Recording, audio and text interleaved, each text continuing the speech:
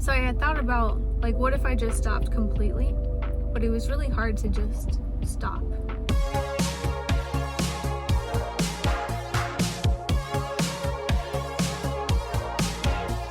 Hi guys, I'm Gwen and I'm at the beach. It's a little toasty today. It's like the first toasty day of the summer. It's not quite summer yet, but let me show you what I got. I got a bunch of sea glass. Let's hope it doesn't exit my pocket. Alright, I know this isn't all of it, but here's some of my chunky sea glass. And then I also got this thing, which normally I would not grab a sea thing because my friend had told me not to. But I was gonna just hold this one in my pocket until I left, and I haven't left yet, so I might put it back. We'll see. But today I have something to talk about, and I'm very excited to talk about this topic because it's been heavy on my mind. Similarly to my last video that was also heavy on my mind, but I wrote notes to everything.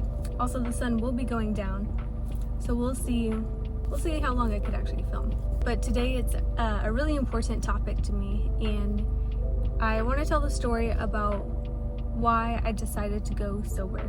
And I want to preface it by saying that my story is definitely not universal. My story will be different from someone else's story of getting sober. It's kind of a heavy topic for some, so if this one's not for you, don't even worry. It's definitely not a universal case, and getting sober is not a black and white kind of situation. It's definitely very gray, and everyone goes through their own journey differently.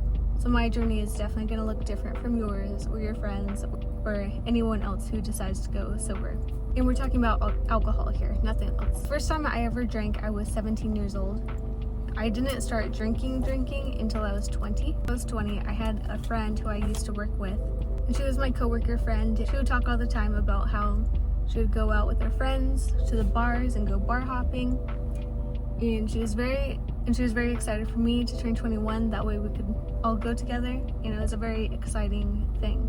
When I turned 21, the next weekend that we were able to go out together happened to be St. Patrick's Day weekend, which was really fun for your first go. But this did lead to about 6 months of going out drinking almost every other weekend, and this was exhausting, expensive, and very hungover. They never tell you how expensive it is to go out drinking. They keep that from you. During this time of my peak drinking days, I started dating this guy, and it was only for 2 weeks, nothing crazy, but he happened to be straight edge. And if you don't know what straight edge is, it's pretty much a sober person except a little bit cooler, because straight edge people, they'll have tattoos of X's to show their devoutness to the straight edge life. So sober people, but very hardcore, and I respect it. So I was dating this straight edge guy, and this was kind of weird during that time because I was so in my peak of drinking. I couldn't even imagine what it would be like to not be drinking, because it had been so embedded into my socializing, and it is very embedded into our culture as well, that when you hang out with people you also drink. So I couldn't imagine what do you mean you just don't drink at all? And I remember telling my coworker friend who I would drink with, I'd be like, oh, I'm dating this guy and he's really cool, but he's sober. Oh. So that didn't last very long, but it was very notable in my journey, because we will come back to this, because it was the first time I really thought about sobriety being an option for some. After those first initial 6 months though, it did calm down. I got it out of my system of drinking hardcore on the weekends. And let me reiterate, it was only on the weekends. It might be a glass of wine on the weekday here or there, but really nothing crazy. But I'm also really short. I'm 5'2" on a good day, so if I drink, it hits me really hard, and it typically messes me up a little bit by the next day. Not necessarily hungover, but I could feel it not acting well with my body. So we eventually found some other things to do, but it was always we would always drink. Like whether it was a concert or any kind of like social activity, typically there would be alcohol involved no matter what, even if it was just a little bit. But we didn't go as hard as we used to. About a year later, COVID happened and there's a lot more restrictions, of course, no bars. So during COVID, shockingly, I did not pick up drinking, like, at home, which thank goodness. Once the restrictions lifted a bit, I would drink here and there.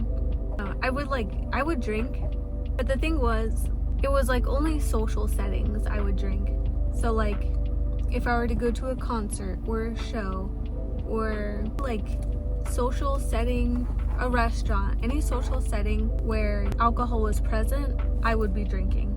And I didn't just like not, And also my problem was when I did drink, I didn't know when to stop. Like, when is it just a chill time? So after restrictions lifted, my friend who I would typically go drinking with, we lived far away now at this point. We hadn't seen each other in a while. So I wouldn't go out to bars anymore. But anytime I was socializing where alcohol was present, I would be drinking. And my problem was never frequency. It was just like the amount when I would drink. Like, when is the cutoff point of when to stop? That was my only real issue. And then the next morning I'd be like, what did I say? And get all anxious and anxiety about it.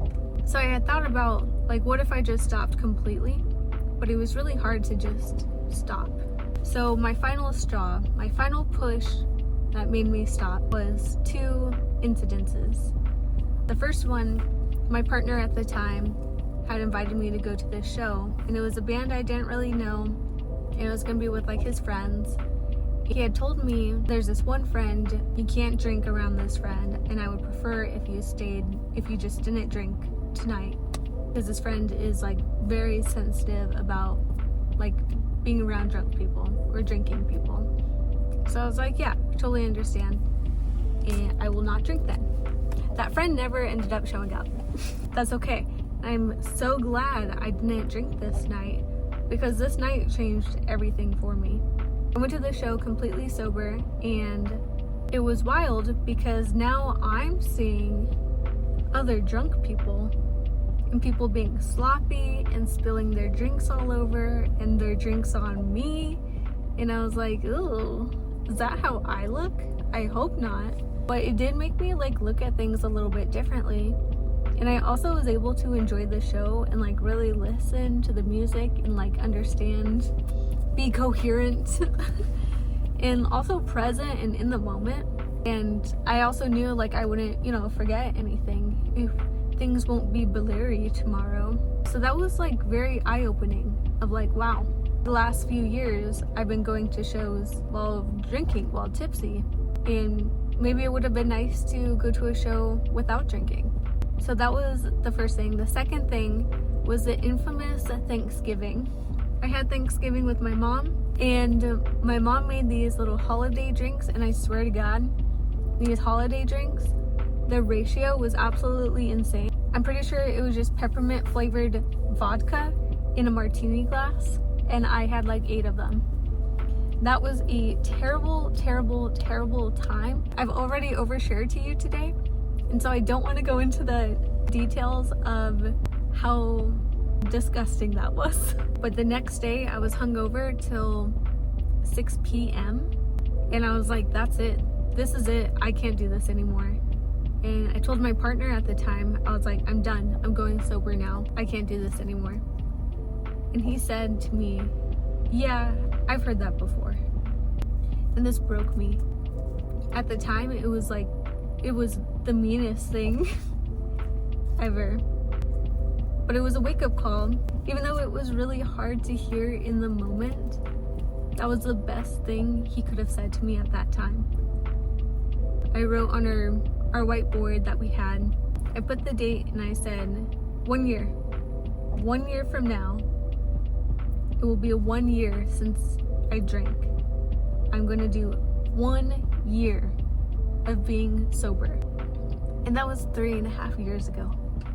So about my first year, since the drinking wasn't a daily habit, I think I had a much easier time staying sober than others would. But let me tell you, you find out who your real friends are so fast. It was easy with my group of Miata friends because we'd go out driving and, there's never an overlap with drinking and driving because that would be crazy. So it was very easy to hang out with them. I had one friend in particular that I knew from Miatas, and she's still one of my besties. We would have days where, maybe once a month or something, we would hang out at her house and we would drink some wine and watch reality TV shows. And it was always really fun and some very nice quality time that we could have together. I had told her that I decided to go sober, at least for a year. And she's kind of like, oh, does that mean no more wine? And I said, no more wine, but you could drink wine and I'll drink some water. And I think the turning point of pretty much the moment I knew that she was a real one, that she was so caring and the best person I could ask for, is that she's planning a slumber party for some girlfriends. And so she was like, we're gonna wear pajamas, we're gonna watch reality TV shows, and we're gonna have cute cocktails. And she invited me, but she had told me, she was like, I don't want you to feel excluded, so I made sure to pick out cocktails that it's still tasty while it's virgin, which was so sweet. And that was 3 years ago. I'll remember that forever in the rest of my life. That was the moment I knew that she was, she's an amazing person. I feel like most people, or maybe the wrong people, would be like, oh, you're sober? Okay, we'll just not invite you then. But she made such an effort to make sure I felt included. Sweetest thing ever. Someone else who's been really helpful of me sticking to being sober and sobriety in general, and especially during that first year, is a man named Peter Mon. And he's a YouTuber. He has a drama channel. I've been casually following him for some years, and especially during COVID, I saw his videos a lot. But it wasn't until my first year of being sober is when I really latched onto his videos, because he talks about being sober, and this year he's 30 years sober, which is awesome. He has a vlog channel as well, and he talks about his experience being sober, going to AA meetings, and stories about his past, recovery and healing. And I think it's so beautiful, and I love the way he talks about it. And it really makes me reflect on things in my life. He talks a lot about making amends with people and a lot of reflecting, and that's been really helpful to me. And I'm so glad that I have him as a little parasocial friend in my pocket, someone that I could look to. So one more thing I would like to add, even though I don't go to AA, I do have these 2 AA coins. One of them my best friend in the world gave to me after 2 years, and I didn't really know about them, but I love them, and I bought this one for myself after 3 years, and this will definitely be a tradition I'll be doing forever, for as long as I'm sober. And this alone will probably keep me sober because I love collecting things. And yeah, so these are very special to me. So wrapping up my first year of being sober, I had the most amazing personal growth year that first year. I was blonde and I had grown out my natural hair color. I had gotten promoted at my job, and I was about to hit 1 year sober, and things were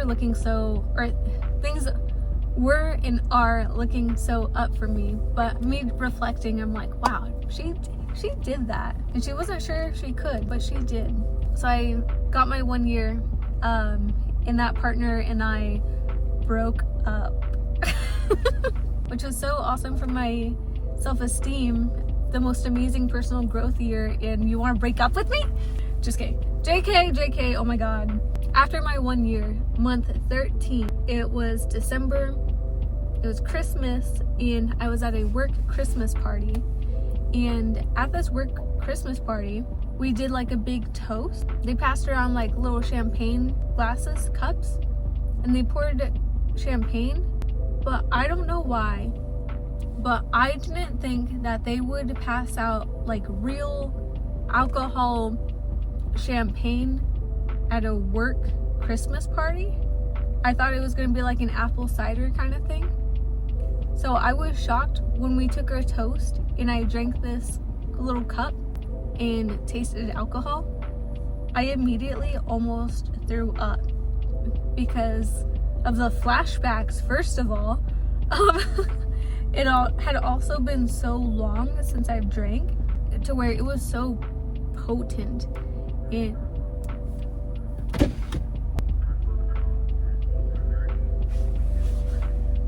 Oh, gotta go. Okay, that was the Popo said that he was going to be giving out citations if we're still here. So I'm going to be skedaddling. I'm at a random grocery store parking lot. It got like kind of dark. Isn't that crazy? It's like the sun goes down or something. I moved because I didn't want to get a citation. Man, the lighting though, that was like a peak moment for lighting for a second. But anyways, so yeah, I accidentally drank alcohol and I was absolutely devastated because I thought that was going to destroy my clock, my like sobriety clock. But I talked to a lot of people about it and they say it doesn't count because I didn't know, I didn't intentionally like try to drink. So I've continued my clock after that, but I was very devastated after that. So in conclusion, I've been sober for 3.5 years. I would say almost 4 years, but something that I learned from Peter Mon is you never borrow time in recovery. And these 3.5 years have been my favorite. I love being able to live life without skewed judgment because of any kind of substance. I love not thinking about alcohol, and I love this lifestyle, and I wish I did it sooner. I feel really terrible for that judgment that I placed on that guy I dated for 2 weeks who was sober, and I was like, ew. Why would you do that? I feel terrible. And I'm so thankful for my ex-partner who put that pressure on me, you know, saying I've heard that before. It stung, but it was again exactly what I needed to hear to switch things around. I'm very thankful that happened. Now in the dating pool, it's very important to me to also find someone who is hopefully also sober. I don't think I could date someone who really drinks like that or like at all, because being sober has been very important to me and something I'm very proud of and excited to live my life like. Some people have diminished my accomplishment of being sober because they say it's not like I had that big of a problem, or I didn't have a rock bottom, I didn't lose everything. But to that I say, I'm proud of myself that I stopped it before it became a problem. And thank you, Mom, for over-serving me that one Thanksgiving, because you changed my life. So yeah, thank you for listening to my story, my journey. This one is a little bit on the vulnerable side, but I'm very open about it, and I talk a lot about it in my personal life. So yeah, thank you for listening. I'm Gwen Wiley, and I'll see you next time.